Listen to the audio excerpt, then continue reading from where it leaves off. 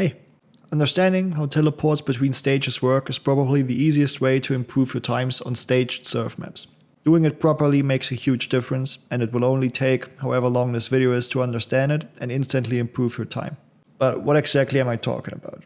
What you see during a run after completing a stage are the individual stage times and the time for your current run as a whole.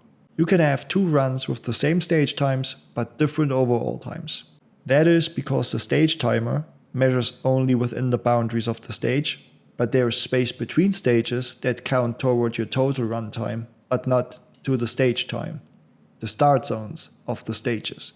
Walking is incredibly slow and time consuming, so you want to make sure you spend as little time doing it as possible. That's why you jump off the start platform as soon as you can. In best case, you strafe jump to cover even more ground and jump just a tiny bit earlier. But the teleports themselves are tricky bastards and the main concern of this video. You see, in Source, teleports despawn you from one spot of the map, an area marked by these trigger boxes which are invisible in-game, and spawn you again at a different spot, the teleport destination.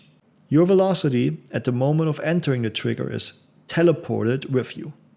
Velocity is measured in 3 dimensions: up, down, left, right, forward, backward, or XYZ. And all of them are carried over when you teleport. Mappers want to prohibit the player from tailor hopping when you carry all your velocity over from one stage to the next. So what they do is they create a so-called spawn cage around the teleport spawn point. Really just 5 clipping brushes that are behaving like 5 invisible walls around you that stops the player in its spot after the teleport. But it has a hole at the bottom so you can drop onto the start zone. And here's the thing. When you spawn at the teleport destination, you hit the invisible wall in front of you, which reduces your forward velocity to 0. Same happens to your sideways and upwards velocity. But since there is a hole at the bottom, your downward velocity will not be reduced, and with more downward speed, you will drop onto the start zone quicker. The actual speed you enter the teleport with is not as important as the angle at which you do so. You optimally want to have no velocity in any direction other than negative velocity on the vertical axis. That means basically you're falling straight down. On the other side, what you want to avoid at all costs is bellhop into a portal. It will take you ages to drop to the start zone since your upward and forward momentum need to be stopped first. If you could direct a teleport with mainly horizontal momentum, but you instead bellhop into it, you could expect that up to half a second or more is being added to your time that is just spent in the spawn cage, waiting to drop onto the start zone.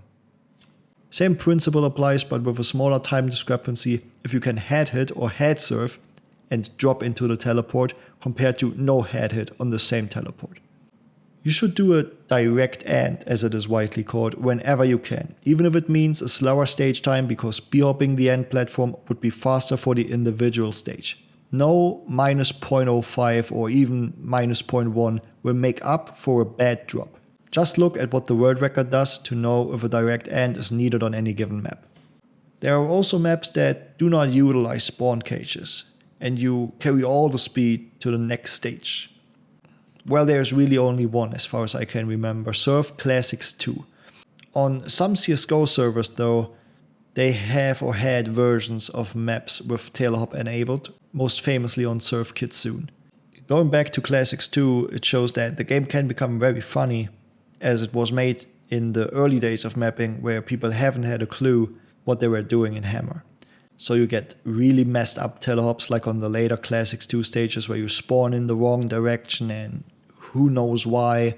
We do not need to talk about staged linear maps because, well, they are linear with stages. There are no drops. I hope that helped improve your time. See you.